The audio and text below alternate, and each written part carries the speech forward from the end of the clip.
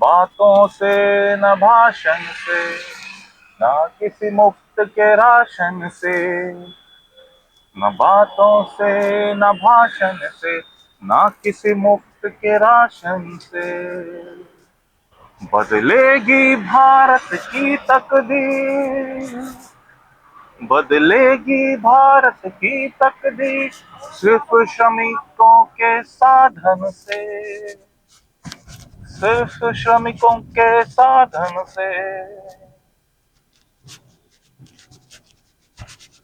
सही व्यक्ति के पास जा रहे हैं ये बात करते हुए, अन्ना भाव साठे, है ना।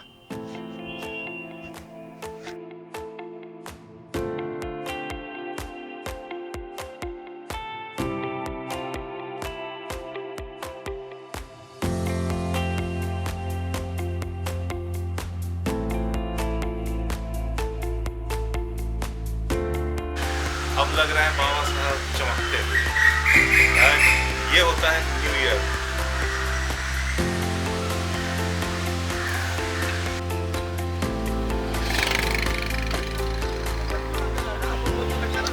Happy new year.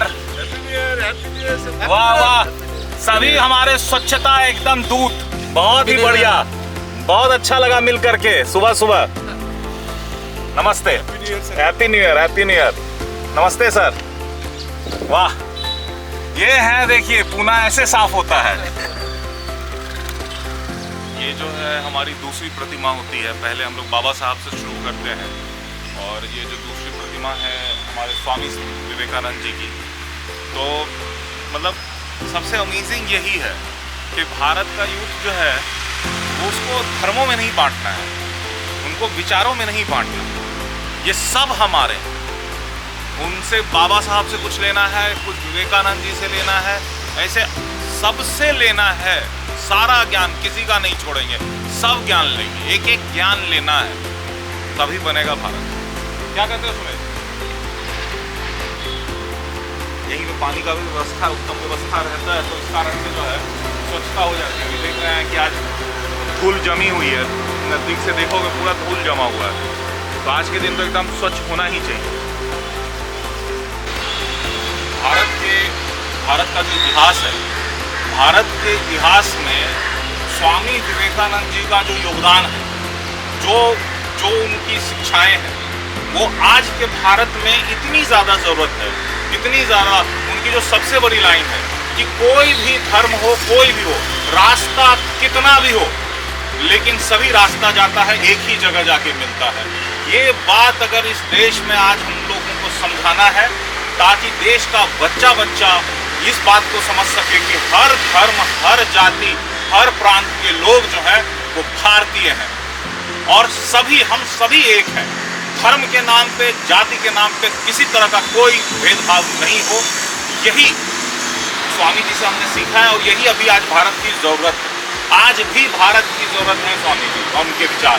दोस्तों, अन्ना भाव साठे जी का जो का काम है, सच बताऊं तो 4 साल पहले मैं जानता नहीं था। जब मैं पहली बार ये प्रतिमा साफ करने के लिए आया तो मैंने सोचा कि भाई इनके बारे में पढ़ा जाए, और जब मैंने पढ़ा मैं इनसे दिल से इतना जुड़ गया, बिकॉज कि जो इनकी बात है कि ये जो पूरी दुनिया है ना, ये श्रमिकों के दम पे चलती है। काम करने वाले, मेहनत मजदूर करने वाले जो लोग हैं, उनके बल पे ये दुनिया चलती है। इतना बड़ा मैसेज था ना, एक मैसेज ने मेरे दिल को इनसे जोड़ के रख दिया। अभी हर साल मुझे इतनी खुशी होती है कि अन्ना भाव साठे जी के जयंती हो, चाहे जब ये मौका होता है मुझे उनकी सेवा करने का, मैं जरूर आगे करता हूँ। बस क्योंकि मैं जानता हूँ उन्होंने जो बात बोली है ना, वो देश के निर्माण के लिए कितना ज्यादा जरूरी है। माँ अहिल्या देवी होलकर, नारी सशक्तिकरण से ज्यादा मैं सच्ची बताऊं तो ये बोलूंगा कि कैसे कि धर्म को लेकर के भी इतनी जागृति, मात्र इनका जो काम रहा, जो इनका काम है कि धर्म को बचाना होगा, और उन्होंने जो काम किए हैं, न्याय संगत जो इनका काम रहा है। मैं हमेशा बोलता हूँ माँ अहिल्या देवी होलकर जो है वो सच में नारी सशक्तिकरण का सबसे बेहतरीन नमूना, सच, और साथ में नारी एडमिनिस्ट्रेशन का भी सबसे बड़ा नमूना है। एडमिनिस्ट्रेशन बोले तो जो इनके शासन काल जो रहा, इनका स्वर्ण शासन काल मैं बोलूंगा, बहुत ही सुंदर रहा है इनका काम। मां सावित्रीबाई फुले, मेरी तो किस्मत है कि मुझे इस फिल्म में काम करने का भी मौका मिला, कि इनके जीवन को बहुत नजदीक से समझने का मौका मिला, कि जिस ढंग से इन्होंने लड़कियों की शिक्षा के लिए जो किया।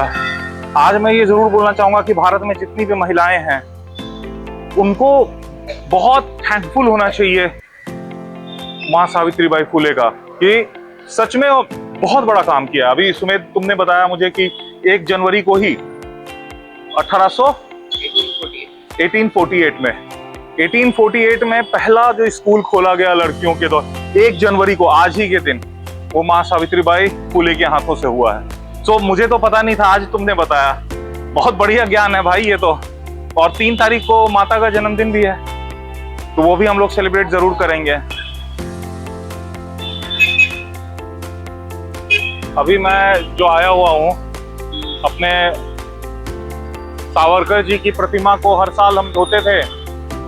इस साल से प्रोटेक्शन के कारण जो है, पता नहीं किन कारणों से पूरा दरवाजा बंद है, पूरा इसको सिक्योर कर दिया गया है। तो कारण तो मैं समझता ही हूँ कि मैं जानता हूँ लोगों ने सावरकर जी को बहुत कंट्रोवर्शियल बना दिया, जो कि सेंस नहीं बनता।